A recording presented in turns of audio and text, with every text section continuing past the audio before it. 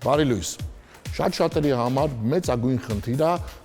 փորի, որովայնի մկանների կառավարումը, վերահսկումը, որի հետևանքով այնպիսի տպավորություն է ստեղծվում, թե մենք իրոք ունենք ավելորդ առաջ եկած որովայնի հատված։ Խոսքը գնում է նրա մասին, որ երբ մեր մկանները չեն գտնվում համապատասխան տոնուսում եւ մենք չենք կարողանում իրենց վերահսկենք, այդտեղից էլ գալիս է խնդրեմը եւ անհրաժեշտ է ընդհանրապես կիրառել մեկ շատ արդյունավետ տեխնիկա։ Խոսքը վակուում վարժության մասին է, որի հիմքում ընկած է բառիզբուն իմաստով վակուումի կիրառումը։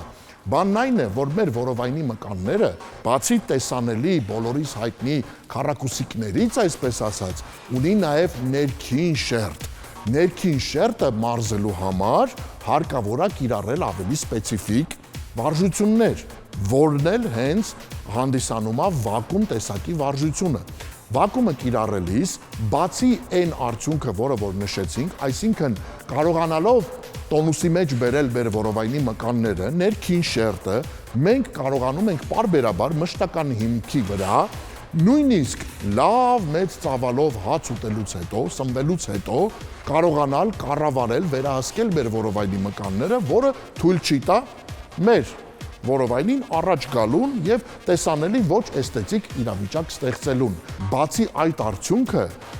վակուումի տեխնիկան կիրառելը ունի եւս մեկ կարեւորագույն դրական կողմ։ Վստահ եմ շատերը լսած կլինեն շնչառական տեխնիկաների մասին, որոնք կիրառում են օրինակի համար յոգերը։ Շնչառական տեխնիկաների միջոցով նույնիսկ գիտականորեն ապացուցված բազում հետազոտություններ կան, որ օգնում են նիհարելու պրոցեսին։ Տարանջատելով նիհարելու պրոցեսը, երբ որ մենք շեշտում ենք ճարպայրում, խոսքը հենց այո ճարպայրման մասին է խոսքը գնում, այլ ոչ մկանային հյուսվածքի հաշվին նիհարելու մասին։ Որպեսզի ճարպայրման պրոցեսը ավելի բարելավվի, միշտ անհրաժեշտ է արյունը հագեցնել թթվածնով։ Վակուումը կիրառելուց ամենաշատ արդյունք ստանալու համար պետք է կիրառել հետևյալ կերպ. կատարել ամեն օր, կատարել պարտադիր դատարկ ստամոքսին եւ 4-ից 5 մոտեցում 10-ից 15 վայրկյան։ Երբ որ մենք տևական ժամանակ մեր շունչները պահում ենք, մեր արյան մեջ բարձրանում է ածխաթթու գազի տոկոսը, CO2-ը, եւ երբ որ ածխաթթու գազը մեր արյան մեջ բարձրանում է,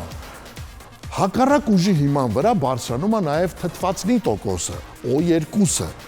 որն էլ իր հերթին մեզ արդեն հայտնի միտոքոնդրիումների աշխատանքը բարելավում է, իսկ ինչպես հայտնի փաստը մենք արդեն միասին դուրս ենք բերել նախորդ հաղորդումների ժամանակ, ինչքան բարելավվում են միտոքոնդրիումների աշխատանքը, այնքան ճարպերի օքսիդացումը ավելի լավ է տեղի ունենում։ Ուստի կիրառեք այս տեխնիկան եւ շարունակեք մնալ առողջ։